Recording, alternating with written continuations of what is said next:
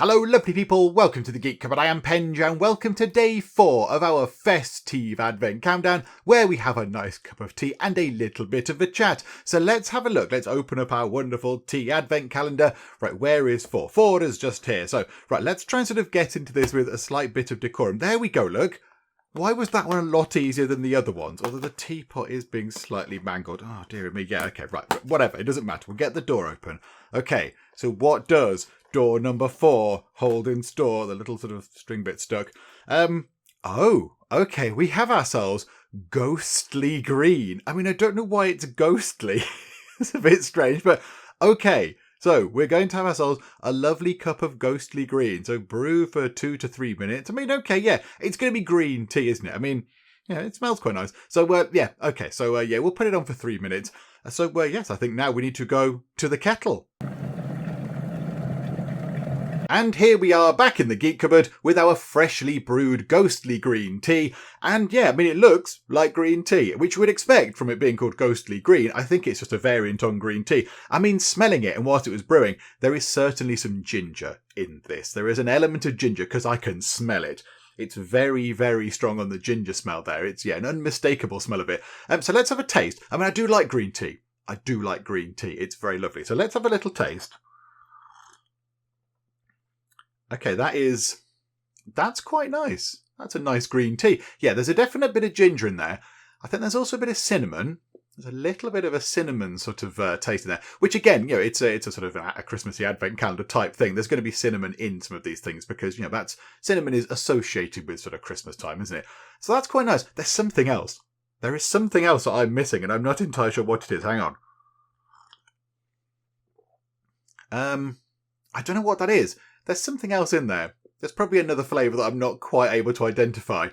I don't know. But it's very nice. It's a nice cup of green tea. That's very nice. Yeah, I like green tea. This is quite cleansing. It feels nice and fresh and sort of cleansing and nice. So yeah, there we go. I approve. The ghostly green is very nice. I mean, I don't know why it's called ghostly green in an advent calendar. It doesn't really seem... Ghostly makes it sound more Halloweeny, but whatever the case, it's fine. We've got ourselves a lovely cup of green tea. So let's go over to our question, shall we? Well, we've got our tea and it's all lovely and warm. Let's go to the question. So the question today is has been asked by Sarah Humes, I'm going to say. I mean, it might be Sarah Hulmes or Sarah Hulmes. I don't know. I'm going to say it's Humes, and I'm willing to be corrected in the comment section and, you know, told off for mispronouncing it. And the question is, what are you hoping Santa brings you this year? So I'm one of these people that has their birthday relatively close to Christmas. It's not right before Christmas, but, you know, it is before Christmas. And that means that generally people use up all their good ideas for my birthday. So people go, I've got all these ideas. So I get all the good stuff for my birthday. And then when it comes to Christmas, generally people have run out of ideas. So I don't really get much, but that's fine. That's fine. I'm grown up with a job and everything. So if I do need some stuff, if I need a thing, I can generally just go out and get it. If I really either want something or need something, I can save up and then get it, which is a bit different to when you're a kid. Because when you're a kid, you see a thing, you go, right, I really want a new bike. And because you don't have, you might not have enough money, you might not have your own money at all. But yeah, it's a bit, right, I can't afford a bike, I need to wait for Christmas. So it's really exciting. Oh, I really want Christmas. I want Christmas to come round. And then you get your bike and it's, but yeah, I've got my bike. I've been waiting for this. Whereas if I wanted, say, a bike, I could probably go out and get myself a bike. Because I wouldn't have to wait for Christmas to get one because I kind of want one there and then. So it's a little bit different. It's a little bit different. And Christmas really now, because I've got 2 kids, is more for the children. It's more for the kids. We make sure that they're having a fun day and they get to see people. I mean, this year is going to be a little bit strange, but yeah, so they can see people and that kind of stuff. There are a few things though. There are a few things. I'm hoping that Father Christmas does bring a couple of things. One of them, I'm hoping he brings a Critical Role book, because I do like Critical Role. If you do not know what it is, it's a web series where some nerdy voice actors play Dungeons and Dragons. And that's what they do. And it started out as them kind of in their front room or something. And now it's sort of grown. It's grown. It's like this big, sort of very polished kind of production. They've got loads of cameras and a studio and it's all very good. And they raise lots of money for charity and all that kind of stuff.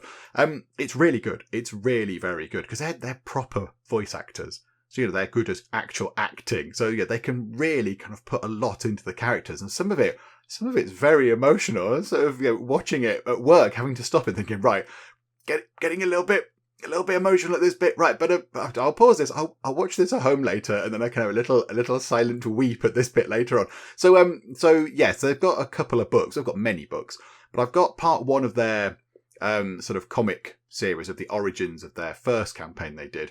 So yeah, they've released some sort of comic, sort of like type comic book type things, graphic novels. That's the word I was thinking of.